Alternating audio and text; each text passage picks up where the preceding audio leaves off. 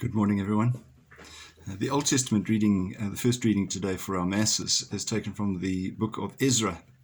And in the situation that Ezra finds himself is that the people were oppressed. They were basically driven to a state of desperation where nothing just seemed to be going right for them. And Ezra says, God has not forgotten us in our slavery. He continues to give us strength, and there's nothing that can really hold us down regardless of what might happen. Although he says we might feel abandoned at this time, we might not actually see the presence of God. I'm always reminded of Mother Teresa, who said in reflecting on her life that there were many, many times in her life when she felt quite distant from God. She didn't experience his spirituality or his presence, and yet she continued to do work.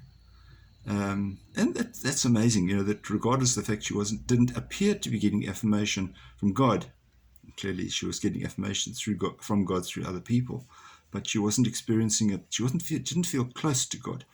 I suppose, many of us might say, well, the closer we get to God, the more we feel we're not worthy to be in his presence. And that's an element of truth to that. Most people who examine their own spirituality start appreciating just how unworthy they are.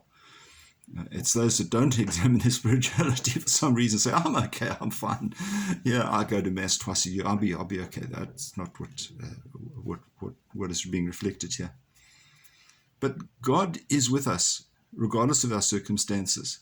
And we are reminded always to get ready, to be prepared, because much will be required of us in our oppression or coming out of these difficult times that we're in at the moment, where the churches have been closed on and off, and people have been able to get to Mass, and so on. People have drifted.